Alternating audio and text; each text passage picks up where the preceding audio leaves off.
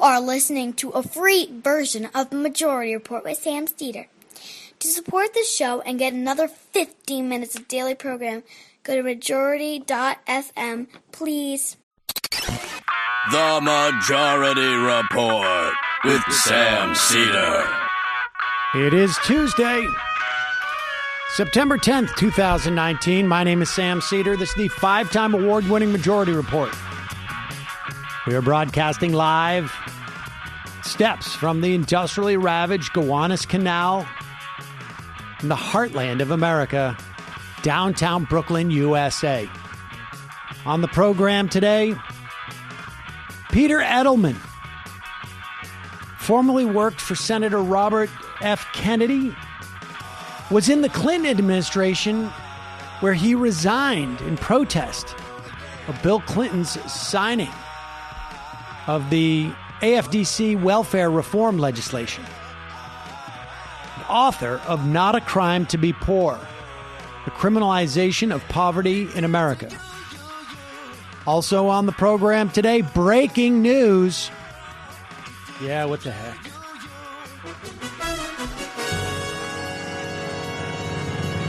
The mustache has left the building. The mustache has left the building. Disgusting. Disgusting. John Bolton. John Bolton fired from the White House.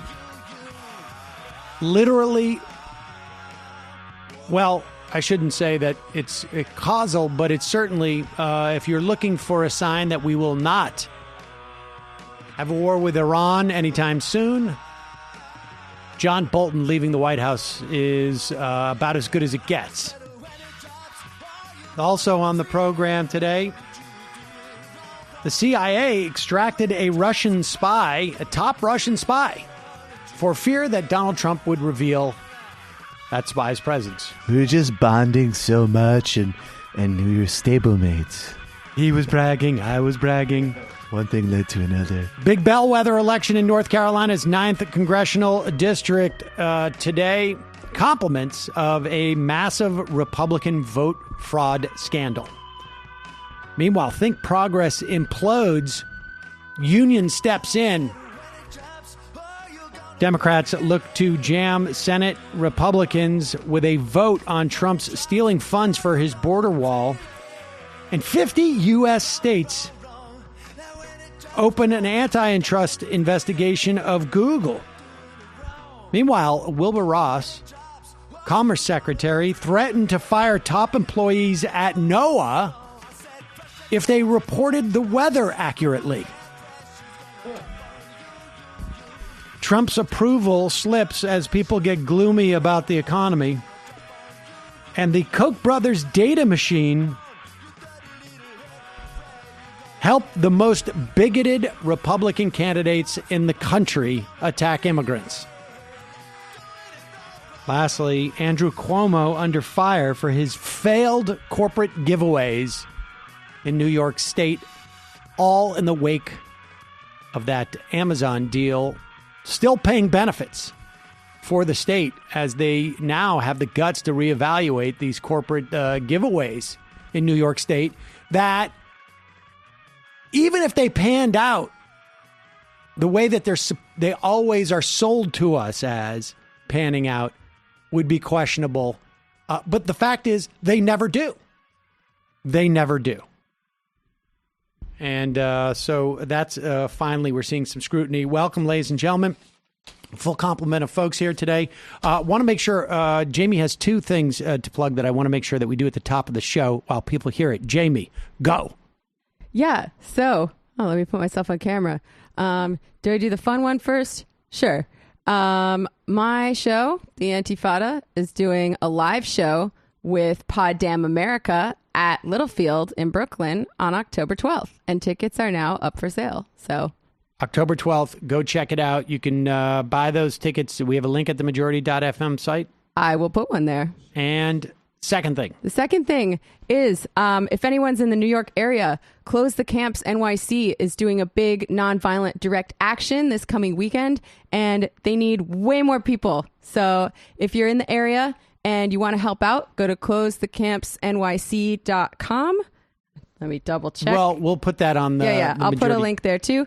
And if you are not in NYC, you can go to closethecamps.us to find out about anti-ICE pro-immigrant justice actions in your area. Now, speaking of the anti-immigrant policies of this White House, I mean, that seems to be the one thing. Well, there are two things, to be fair, that Donald Trump has remained steadfast and consistent about throughout his administration. It is the only two things that they've been able to achieve. One is massive tax cuts, many of which actually just benefit specifically Donald Trump, but also largely corporations. The second thing is to make it U.S. policy, stated policy, to intimidate, to harass, to marginalize, to deport, to criminalize immigrants, refugees,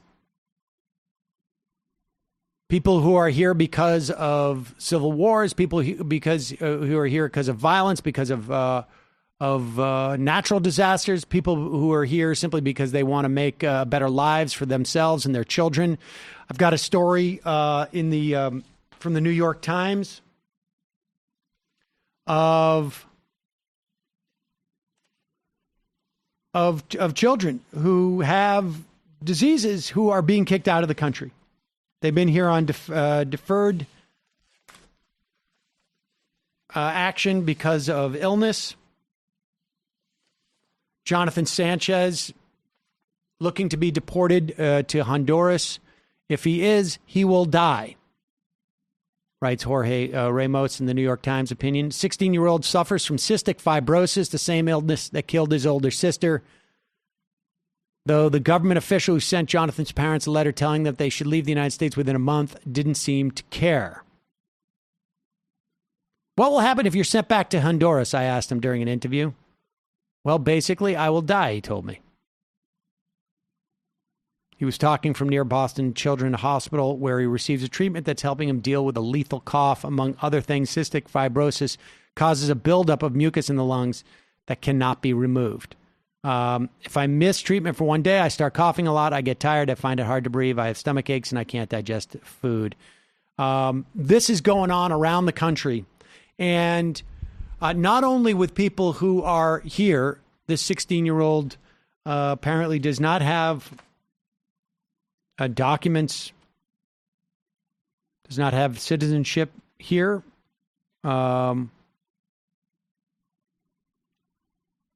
There's about 1,000 people in this country who benefit from life-saving program this year, which is that deferred enforcement because of illness. They're all going to get booted. Meanwhile, yesterday we reported on what was happening coming from a ship from the Bahamas. An investigative reporter from Florida was on that boat. And do we have footage? What's the name of the reporter? Brian Enton up here. Brian Enton. And he had footage that we played for you yesterday where he interviewed a couple of people who were getting kicked off this boat. The last minute they're on the boat, they're being told that all of a sudden, for the first time ever, they need a visa to go to the United States. That the normal documentation wasn't going to work. Here's dad with his daughter being thrown off the boat. These are people who have nowhere, obviously, where to go. They're evacuating. And normally you can travel, right? The Bahamas. Yeah, normally you can use police record by way of airplane at least. Yeah. So you have to take your baby off? Yes. Okay, and so that was one of 119 people who were had to leave the boat. I want you to take a look at the folks that are coming off. A lot of them holding kids. A lot of them are kids walking off. Men, women, just people who are escaping because of the massive destruction that took place in the Bahamas. Supposedly, the CPB officials claimed that when they were interviewed in Florida, that, oh, no, this was a function of the cruise line, of the boat operators. They just didn't want to do what they needed to do or whatever it was. However, here is Donald Trump explaining, no, we had to kick all those children and parents and people off that boat to save America. All about here to offer temporary protection status to people from the Bahamas. So we're talking to a lot of different people on that. You know, we're recovering from the hurricane also. Florida did get hit, not as hard as we anticipated. And you look at Georgia, you look at South Carolina, North Carolina. I'm going to North Carolina right now, North Carolina, to have a rally for Dan Bishop. But before I go to the rally, we're going to be stopping at one of the sites that got hit very hard by the hurricane. So we're also recovering from a hurricane, but we have to be very careful. Everybody needs totally proper documentation because the Bahamas had some tremendous problems with people going to the Bahamas that weren't supposed to be there. I don't want to allow people that weren't supposed to be in the Bahamas to come into the United States, including some very bad people and some very bad gang members and some very, very bad drug dealers. So we are going to be very, very strong in that. Let me just explain. Pause. Hold on. Let me explain something too. All these people had passports. All these people had passports and had been certified by the police. That is what is typically needed to get into the United States. So he's lying. He's lying about that. Large sections, believe it or not, of the Bahamas were not hit. And what we're doing is bringing the people to those sections of the Bahamas that have not been hit. We've done a lot of the USA aid. We've done a lot of work with our Coast Guard, with our FEMA people who have been phenomenal. So, in other words, we can't let these people in because they're criminals. But actually what we're really doing is just taking them to other places in the Bahamas, which is okay. Now, clearly, I am sure there are other places in the Bahamas that weren't hit nearly as much. Maybe more or less, nothing more than a tropical storm. But the people who are on this boat obviously are coming because they have family in the United States. And we just have an administration that hates immigrants, particularly when they are not of the same complexion as Donald Trump. I mean, it's irrefutable. And the idea that in this type of it's just amazing to me there isn't more outcry about this. It's disgusting. It really is disgusting. Yeah. There were about 300 people there at the last Close the Camps action that I went to in New York, and there should be thousands of people at this point in time. At this point in the journey, shall we say. I think people have just become, I don't know, exhausted, or I have no idea what it is. But it's, in part, frankly, this, I think, largely this is a function of the demobilization that Nancy Pelosi, Chuck Schumer have overseen by tamping down the investigations and just the assault on the Trump administration. I mean, look, here's the bottom line about this, about impeachment. This is sort of a side note. The founders of this country, the people who wrote the Constitution, they contemplated Donald Trump. Not him exactly, but they contemplated a person like Donald Trump being president, that there could be someone of this ilk who is problematic, who is enriching themselves, who is flaunting the Constitution and different statutory requirements, et cetera, et cetera. What they did not contemplate was Nancy Pelosi, was an opposition party that just says, no biggie, people have the chance to vote him out. We don't need to do anything because people will vote him out. They did not contemplate that.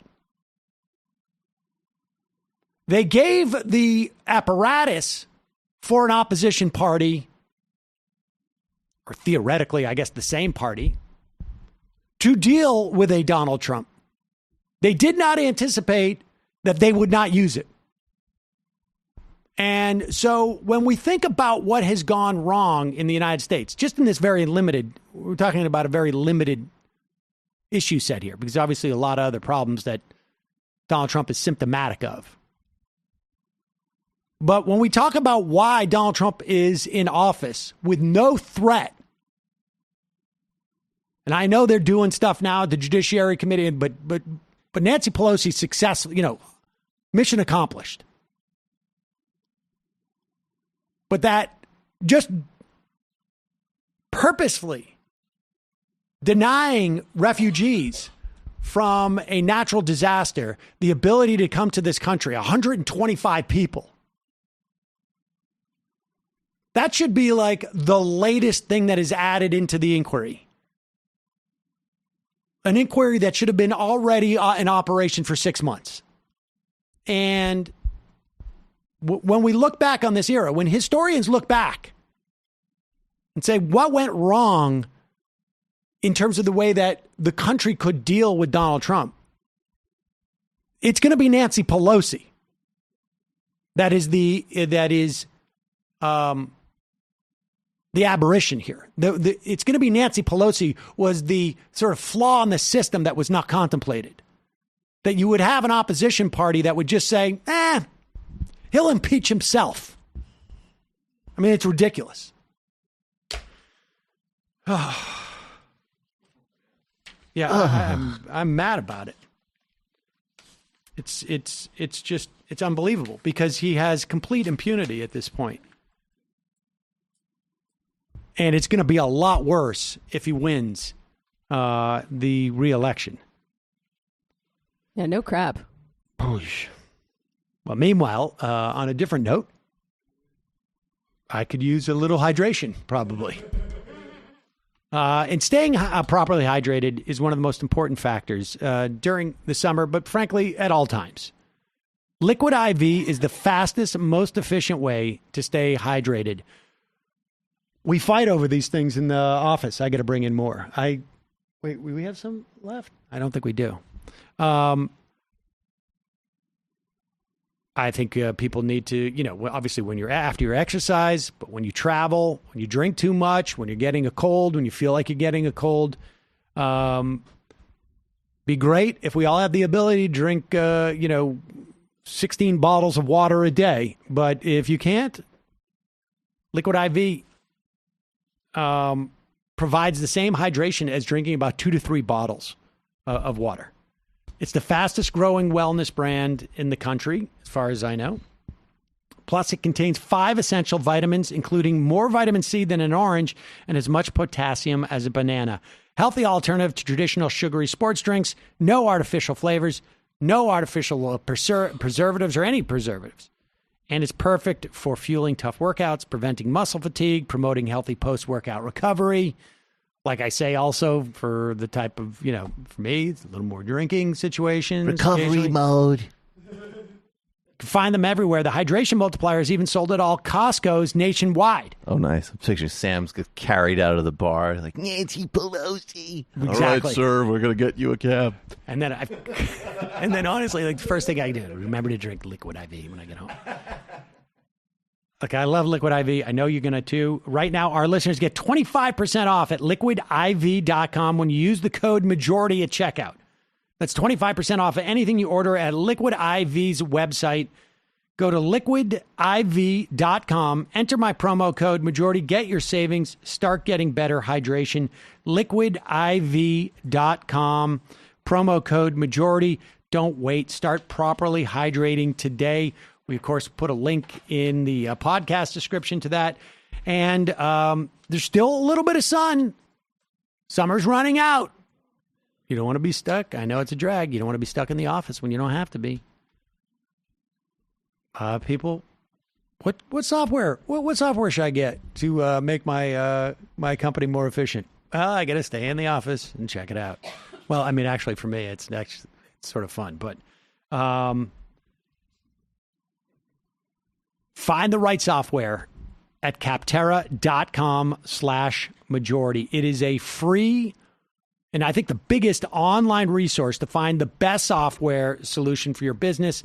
They have over 950,000, nearly 1 million reviews of specific software products from real software users. They have 700 specific categories of software, more than that. Everything from project management to email marketing to yoga studio management. No matter what kind of software your business needs, Capterra makes it easy to discover the right solution fast. Super easy, super straightforward. I'm just in the eyes and I'm looking at different things like iPad POS software. What does that possibly mean? I think it means point of sale. And then I'm thinking like, I could use that maybe. We sell t-shirts if we ever do a live show again. Issue tracking software. I don't know. Is the issues like political issues? I have no idea.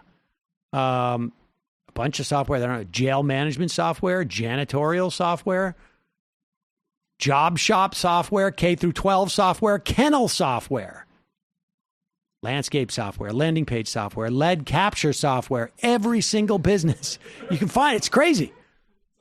Live chat software. Actually, you know what? I'm going to save that because we need to put something on the back end of our blog. Mailroom management software. It goes on, folks. You get the idea. And there's reviews within these categories. There's multiple pieces of software that get reviewed. You figure out which one is the best solution for you. Boom, you're done. Visit capterra.com/majority for free. Go there today. Find the tools to make an informed software decision for your business. Capterra.com/majority. Capterra, that's CAPTERRA.com/majority. All right, going to take a quick break. When we come back, we'll be talking to Peter Edelman. Not a crime to be poor, the criminalization of poverty in America.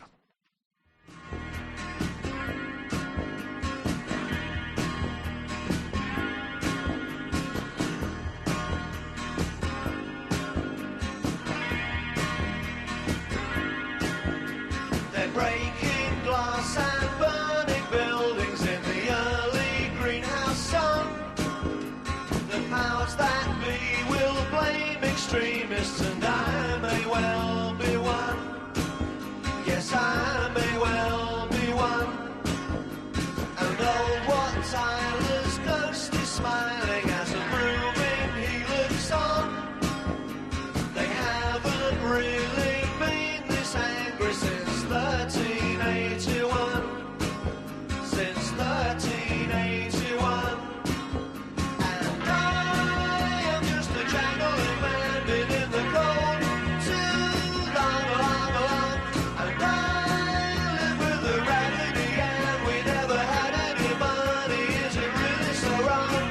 The velvet glove, the iron rod, and the bridle for your tongue. We are back.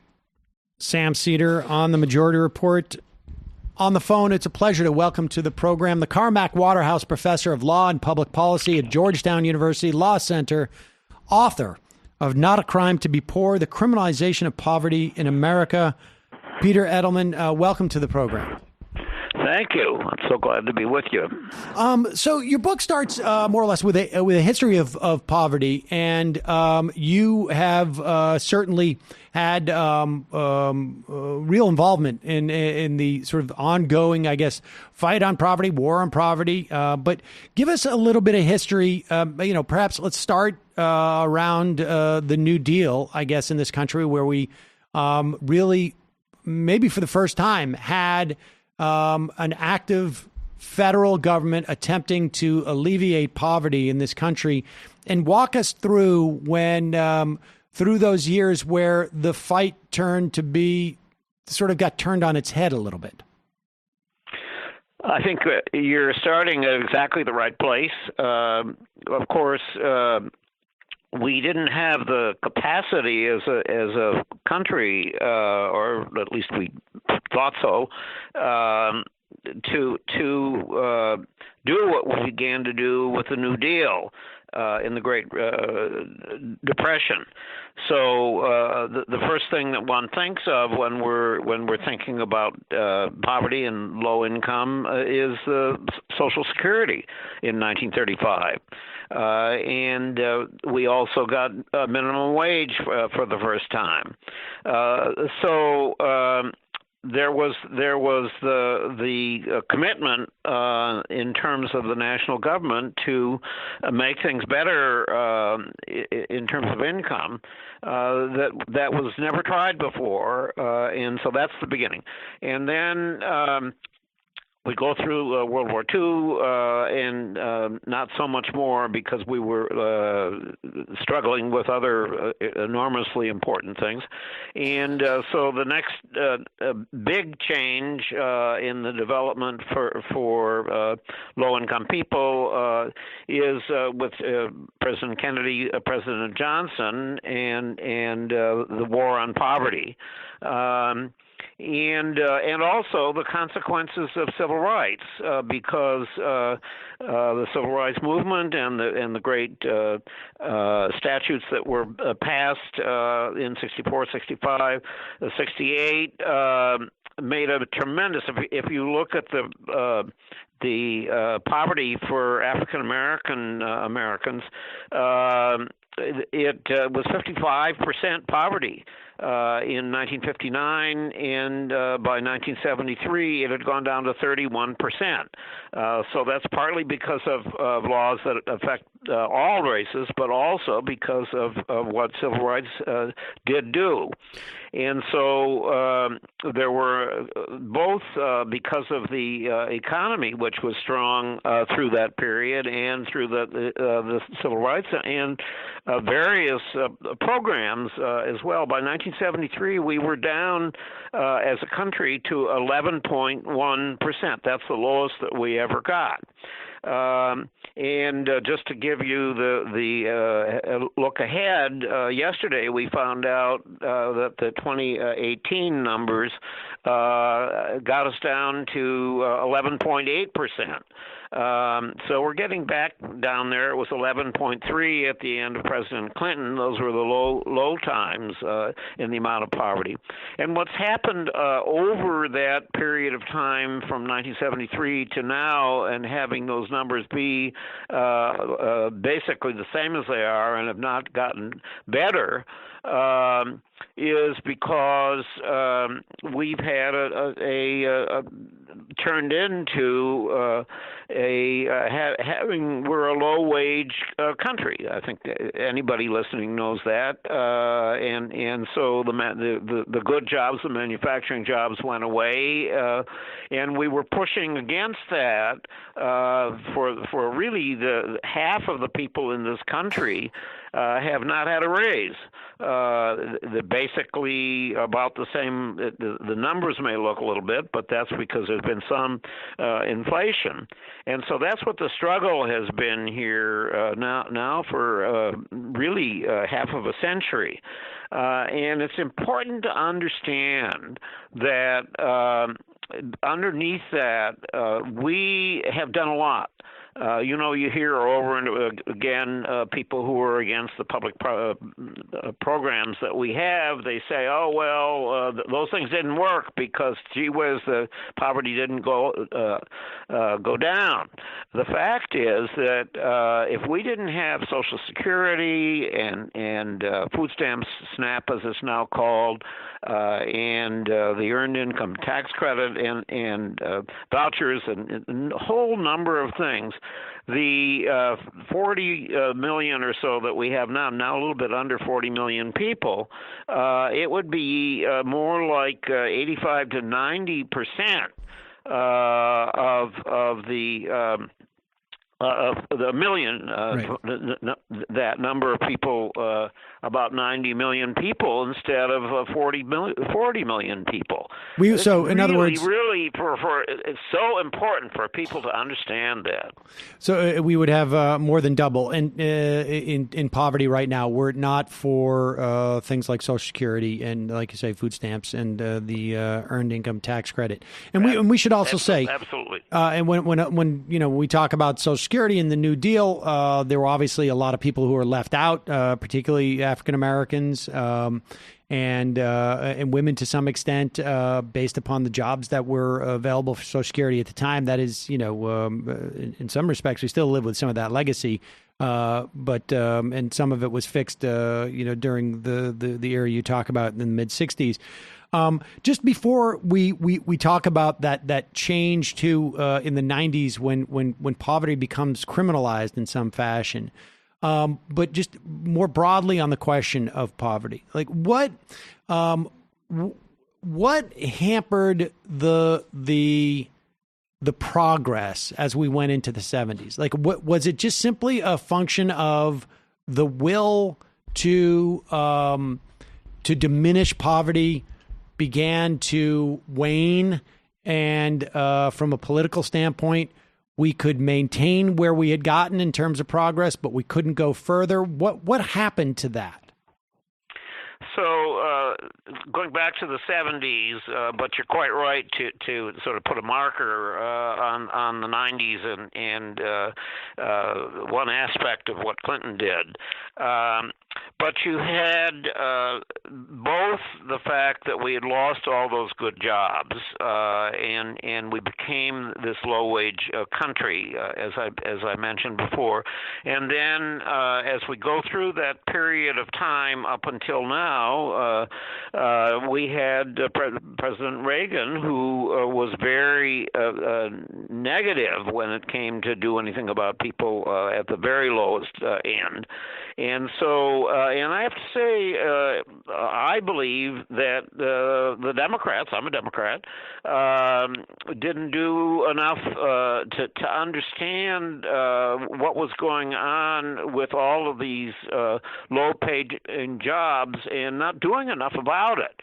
So that problem of the fact that people sort of were left behind, if you will, nobody really doing, I think that connects to the politics of 2016 of people, particularly in the Rust Belt, and we saw the results in the presidential results.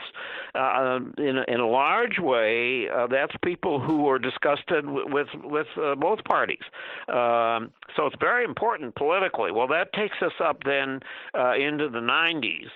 And there are two major problems here.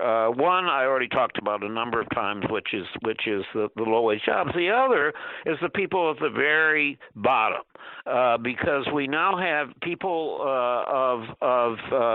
in the way we measure these things, 18 million people out of those 40 million I was talking about are people whose income is below half the poverty line.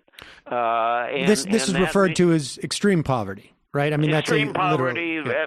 Absolutely. And so these are people. If you got three people in your house, instead of the poverty line, which is about $20,000, it's about $10,000. And we have 18 million people who are in that position.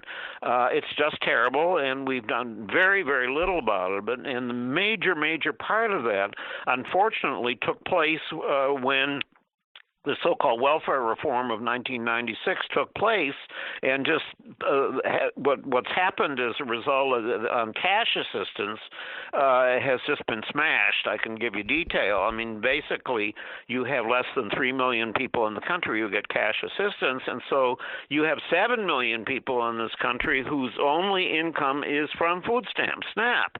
That's a terrible thing, and those are our two major things now as we look forward. Peter, the lousy jobs and what's happened at the very bottom. I want to actually tease some of that out, because I don't think that folks are there's so much. We are constantly bombarded with this notion that we are handing out so much money, blowing so much money on just giving people cash who don't deserve it, et cetera, et cetera. I want to just stay on this for a bit and remind folks that you were an official in the Clinton administration when this major welfare reform, as it's called, was enacted and signed by Bill Clinton. You resigned in protest,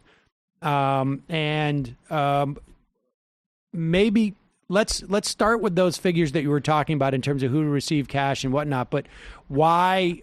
What was it that you saw about this program that you knew that was so problematic? Well, what happened, and I did quit, of course, is that the previous welfare wasn't anything to write home about.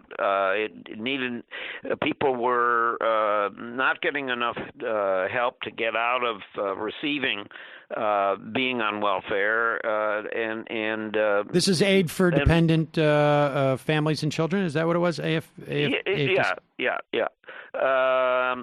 But I thought, and a lot of us felt, we need to be worked harder to help people get jobs and be more stable. Anyway, it went the other way. And the heart of what you asked, after 1996, it's what's called a block grant.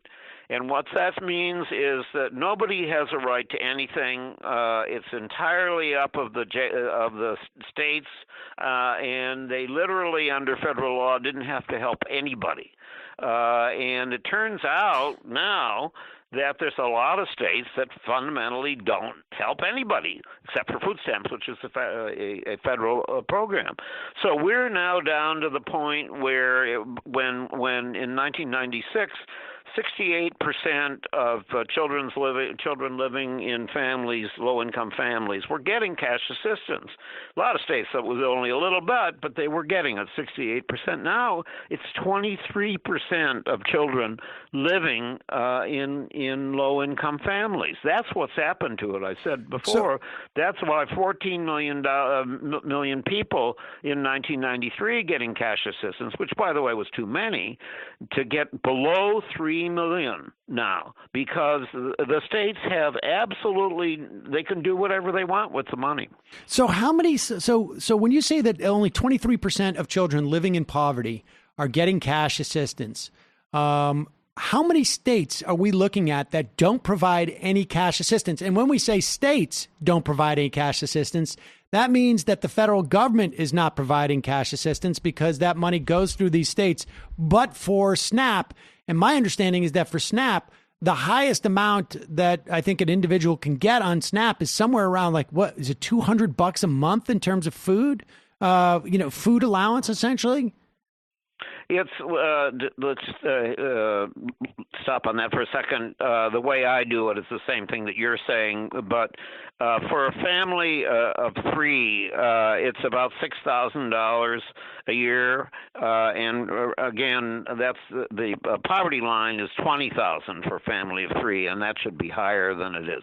So yes, I mean, if you don't get anything, if you don't get any cash assistance, and the only thing you're getting, food stamps, is going to be $6,000 a year, and you can get it down to months and so on. But it's $6,000 for a year for a family of three. That's what we have for about 7 million people in our country. It's astonishing number of things. Now, you asked whether any state is out of the business completely. Well, not quite, but you have a number of states, Texas, Mississippi, and Wyoming, and North Carolina, and others, where they are reaching 5% or less of the low-income kids of the family living in. So it's almost in effect zero.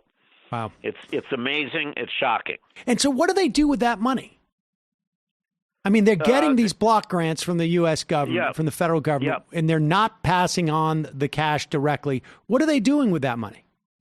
They use it for various other things, a number of them using it for other kinds of things like paying for their child welfare, when you're talking about a kid in foster care, Texas, for example, is a place that about half of their money that they should be spending from some other place are taking the TANF money, as we call it now, and it does not go to the families themselves.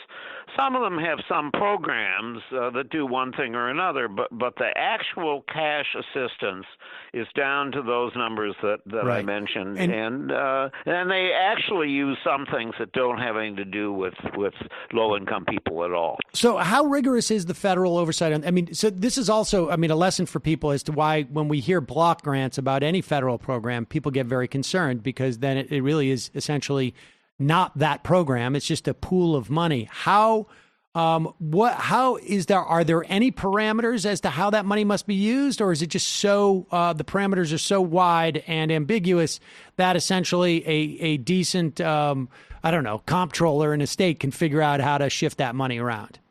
Essentially, that's right, and of course you hear people on the Republican side saying that TANF is an enormous success, and we ought to do the same thing for SNAP, and indeed we got about one vote to having it go to Medicaid, which would be shocking. And would be disastrous in many states. So the fact that people go around and they don't understand what you and I are talking about, and believe without understanding these facts that we're talking about, say that TANF is a tremendous success, but in fact it's a horrible failure. So we really need to understand that. And yes, they're number one, there's very little. The block grant, you nailed it. Very little saying in the statute of what you can spend it on, and secondly, that there's very little looking over the shoulder of anybody. So to the extent that states are actually not obeying the laws, nobody does anything about it. Okay, so we have that takes place in the 90s, and there's simultaneously, we have a growing anti-tax movement that really starts before then, under Reagan, and this creates a sort of a second-order problem in that the anti-tax revolt is not just on the federal level; it's on the state level, and it begins to drain the coffers of states and municipalities, which then creates a whole nother set of problems for people living in poverty. Absolutely, and very sadly, and for a long time, we were not really aware that this has happened. We woke up as a country when we had the tragedy in Missouri, and Michael Brown was killed by the police officer there, and it turns out that the Department of Justice went in and found out this weird thing where the people who lived there, and maybe some people who went from other places, were arrested, and because they didn't have enough taxes to run the place. And Ferguson became the place that we found out that was not just in Ferguson, where people were thrown in jail because they couldn't pay traffic tickets and other things. And it turns out that it exists all over the country, in places all over the country. Some of it is individual things where somebody doesn't have a permit to mow their own lawn or something like that. But the big thing that's happened as a national thing is taking away people's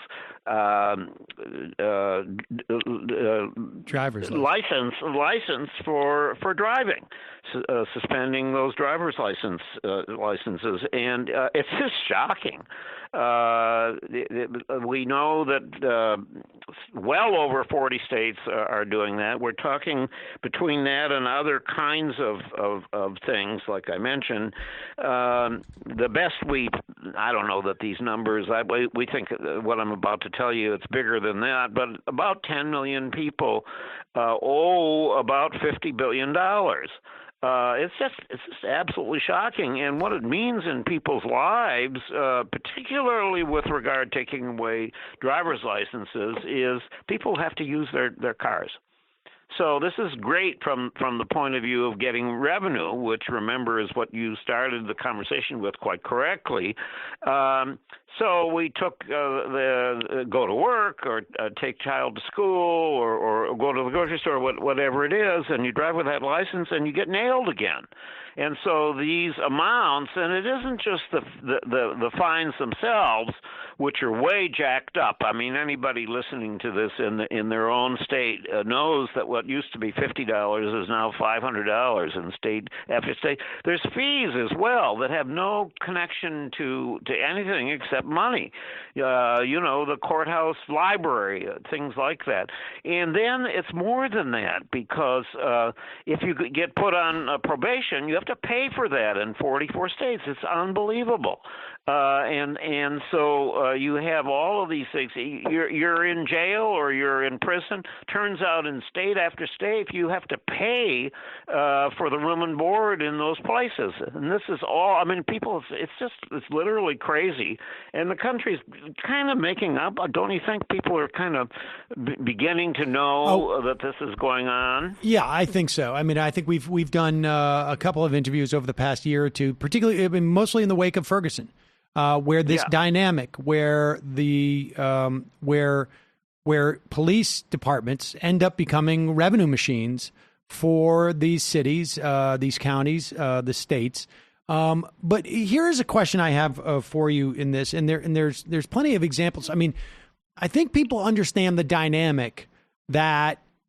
And perhaps this is, maybe I'm answering my own question here, where if I fine someone $500 or I fine someone $50 for rolling through a stop sign, I think people are aware that in an emergency, half the country couldn't even come up with $400 within a couple of weeks or within a week to pay off something. So $50 for people who are living in poverty becomes that much more difficult. That if it's not paid within 30 days, then it goes up exponentially. And pretty soon we're talking about bills of $100, $200, $300, $400, $500. I mean, in some ways, it's sort of like a payday loan scam, right? Where it's like, we're going to loan you this money. That's going to put you in arrears. You're not going to be able to pay it back because we have such a high interest rate. And then you're going to owe us more money. And then I basically have some type of, some version of an annuity where you have to just keep paying. Is that why? I mean, do you think... Is it that people living in poverty are targeted because there's an understanding that there's more money to be made there because they can't pay off that first fine, and that it just creates a rolling, cascading a sense of debt or, notion of debt? Or is it that people living in poverty simply don't have the political strength to sort of say, hey, wait a second, this is out of control? Yeah, I think sort of that last. I mean, some of it is just not thinking, because and we got to say that there's a racial aspect to this. When you talk about the rolling stop sign, I write about that in the book. It's an African American neighborhood. And we know that, and there was a new thing that just came out yesterday, a new study that people who are nailed in those kinds of things are disproportionately people of color. So it isn't only a sort of clean, if that's the right word, that we're getting this money. I mean, the fact is that they are collecting money from people who can pay. And if they were being sort of slightly thoughtful about it, they would stop there. They would have ways to have, if you don't have a paper ability to pay, we'll have community service and so on and so on.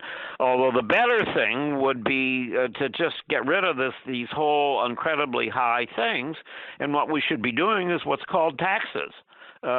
Which we stopped doing so much in state after state. So what you're talking about, it becomes people are swept in probably in an extra amount for low-income people. But in any case, the whole system is just absolutely terrible, and we should be cleaning the whole thing. And in some states, they're beginning to do that. We've had states just in the last year where they've stopped the giving back the driver's licenses. In the state of Mississippi, for example, they gave back, because lawyers were after them, 100,000 driver's licenses were given back. And in California, they've lowered the way they're doing that as well, and a number of other states. So people are beginning to wake up to it. And I think we're seeing a greater push, too, I think, from some reform of prosecutors in states to diminish cash bail as well. I mean, we had a horrible Khalif Browder in this Yes. Terrible story. People, I don't know if they remember this story, but I think he was 16 years old. I can't remember how old he was at the time. Maybe not 16.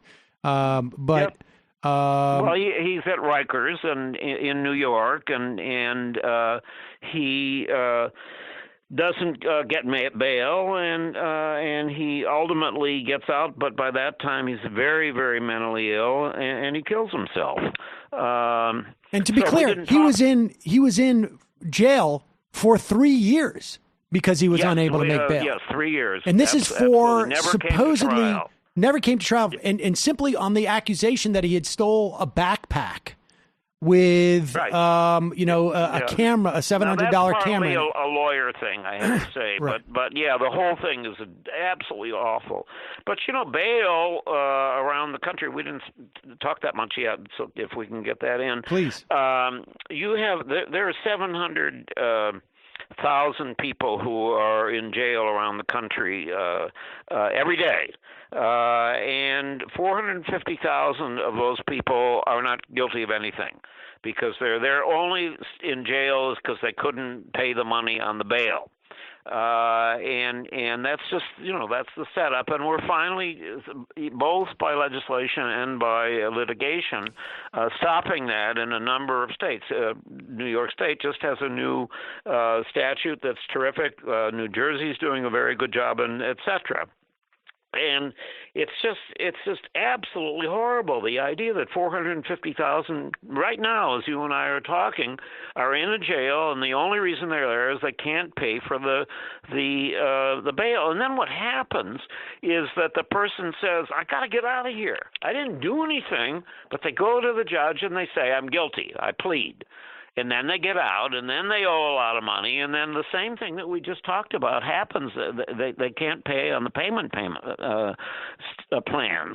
So the money bail, it's a bigger problem than the fines and fees, but the fines and fees and the bail together, it's absolutely horrible.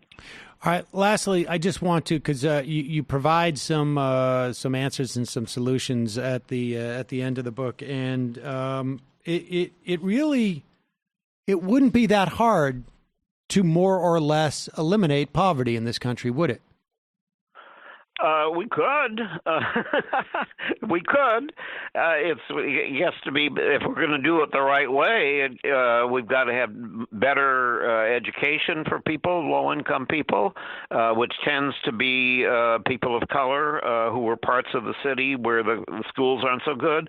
The job situation is not equal, and so we have to fix that. But insofar at the very bottom, where we need to have some cash assistance to go with the food stamps, if we had the politics, that part of it, we have the money to do that, and at least we would have a floor that we don't have. Well, what does it take? What would it take? I mean, how much money are we talking about? Oh gosh, just for the bottom, I think you could do it for maybe if you doubled. Look at it this way: we're paying right now about $40 billion for food stamps for SNAP. So double that. And what you'd get is at least a floor that people could live. So that part of it. Just to be clear, just to put that in context for people, we just passed, or a year or two ago, we passed an increase in military spending. Already, obviously, we have spent a huge amount of money on the military, $70 billion a year. So for half that amount, if we added that to our anti-poverty measures, we would at the very least create a floor. I mean, this is, and I don't know how much ink was spilled on the $70 billion increase that we did for a 10 years horizon, at least, on the military budget. Not many people even talked about it. And right. So, well, and how about the rich people that just got this huge of course. gift yeah. So just to add that. Right, indeed. Well, it's an important story. We need to be aware of it. I mean, there are many different ways to sort of that we can reform society. Some of that may be coming out in this election.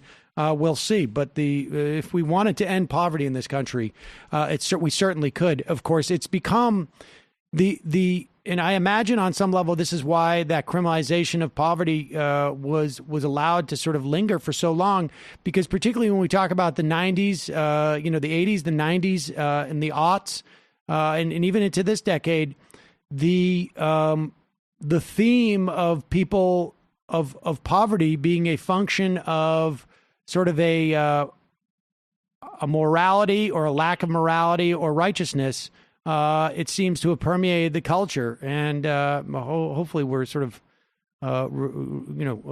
leaving that era, maybe. I hope so. I hope we're going to see some results in 2020 that gets more interest. You certainly see, not that it's perfect anywhere, but in places, California's doing much better, let's say, than Mississippi. And, what we need to do is more even all across the country so that the red states, at least there'll be some support from Washington that helps people when their own state is so not responsive.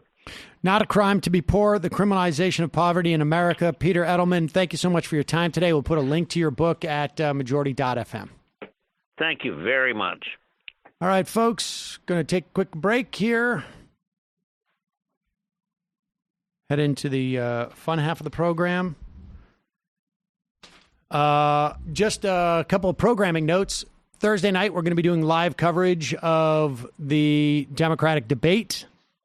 That will be from 8 to 11 p.m., if I am not mistaken. We will probably start about 7:45. We will be drinking, and we will, as we always do, endeavor to, not talk over the important parts of the debate. And we should tell you that we're probably going to be streaming on Twitch. And so we will put we'll put a link to, we should start to do that for the next couple of days. We'll put a link to within the podcast description or YouTube to our Twitch channel. So you can just check that out. We're going to live stream it there. And you can head over there. And if you're an Amazon Prime member, and I haven't quite figured this out yet, but my understanding is that you can dedicate a fee that is embedded in your Prime. You don't have to pay anything else. You get like a chit, and each month you can designate that chit to us on our Twitch channel. We'll get that set up. before Thursday night. But we will be doing the live debate there. Always fun. Always the highlight of people's debate night is watching us talk about it in real time. Just a reminder, it is your support that makes this show possible. You can become a member at jointhemajority.report.com. Also, justcoffee.coop, fair trade coffee, tea, or chocolate. Use the coupon code MAJORITY, get 10% off. When you become a member, you get the show commercial free. So, and also, don't forget, check out the AM Quickie. It's in your feed, in the Majority Report audio feed. Soon we're going to be moving it into its own feed, and we will ask you all to subscribe to push it up the charts, as it were. And just to remind you, you don't want to get stuck in the office looking for the right piece of software. You can do this quick, ladies and gentlemen. Go to Capterra. Capterra.com/majority. It has over 950,000 reviews of software in over 700 specific categories. You'll have everything you need to make an informed decision about software you need for your business. Also, a great way just to browse through and see maybe you want to change a job. Can't believe what's available for people out there. Visit Capterra.com/majority for free today. It's all for free. Find the tools to make an informed software decision for your business. Capterra.com/majority. Capterra, that's CAPTERRA.com/majority. Today is Tuesday. That means that people are going to come in, mess up the studio again tonight. I implore all of you to clean up after yourselves. Michael, Jamie, Matt, when you come in here for your gaming sessions. But what is going to happen? Here. What's going to happen? Matt has date nights here. He doesn't game. Whatever. That's what I meant by gaming. What? Nice. The greatest game of all. What are you going to do? The greatest game. Tonight, well, first of all, what you should immediately do is go on the majority.fm homepage, buy your tickets to the November 23rd Philadelphia TMBS live show. That's the week before Thanksgiving, so don't worry. There's no I know some people I thought it was worried Thanksgiving about those too. dates, like, but it's not on? Thanksgiving. It's the week before with special guests, Artesia Balthrop, Emma Vigeland, and Crystal Ball. They are going fast. Tonight, Kianga Amata-Taylor joins us. We are talking about revolution reform, how it fits with the Sanders campaign. Then the rapper Napoleon the Legend joins us and talks about African liberation struggles and how it relates to his music going back to the 70s. Bhaskar Sunkara is also here. We're talking about the wave of xenophobic attacks happening in South Africa, how we can chart the failure of the neoliberal ANC in a global pattern of far-right politics and what to do about it. A whole bunch more. Patreon.com/TMBS, Michael Brooks Show on YouTube. Jamie. This week on the Antifada, we have on my good friend, Sophie St. Thomas. She's a journalist. She mainly reports on sex and weed, which is a pretty cool beat to have, if I do say so myself. I got her take on the famed Alexandra Kollontai essay, Make Way for Winged Arrows. We talked about my trip to LA and Tijuana and Joshua Tree and my appearance on Hassan Piker's Twitch stream. That was pretty fun. Yeah, check it out. Also, next week, I'm going to tease this because I'm very excited about it. We have on Aaron Bastani to talk about his book, Fully Automated Luxury Communism. And that is coming out next week. Oh, and I forgot to mention the name of our live show is the Goth Socialist Variety Hour with the Antifada and Pod Damn America. So we're black, folks. Matt. Yeah, Literary Hangover. We did The Pioneers by James Fenimore Cooper, the first of the Leather Stocking Tales, where we talk about Natty Bumppo's relationship to the emerging bourgeois state. And the first part is up on YouTube now, so check that out. All right, folks, 646-257-3920. We'll see you in the fun half. Lefty fast. Jamie and I may have a disagreement. Yeah, you can't just say whatever you want about people just because you're rich. I have an absolute right to mock them on YouTube. He's up there buggy whipping like he's the boss. I am not your employer. You know, I'm tired of the negativity. I'm sorry. I didn't mean to upset you. You're nervous. You're a little bit upset. You're riled up. Yeah, maybe you should rethink your defense of that, you fucking idiots. We're just going to get rid of you. All right. But dude. You want to smoke this joint? Yes. Do you feel like you are a dinosaur? That's a good shit. Exactly. I'm happy now. It's a win-win. It's a win-win-win. Oh, hell yeah. Now listen to me. 2, 3, 4, 5 times. 847-906-501-457-2-38-56-27.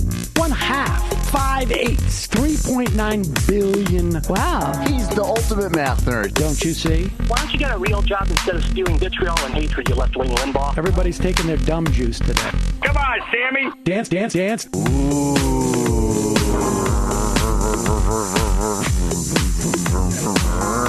Rand Paul. I had my first post-coital scene with a woman. I'm hoping to add more moves to my repertoire. All I have is the dip and the swirl. Fine, we can double dip. Yes, this is a perfect moment. No. Wait, what? You make under $1 million a year. You're scum. You're nothing. Excuse me? Fuck you, you fucking liberal elite. I think you belong in jail. Thank you for saying that, Sam. You're a horrible, despicable person. All right, gonna take a quick break.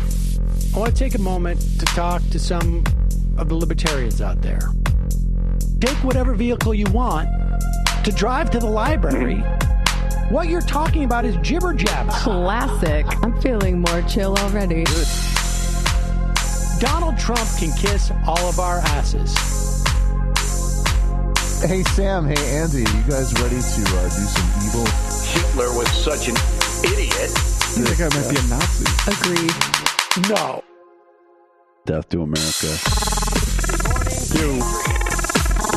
Yes. Good morning, Rebel!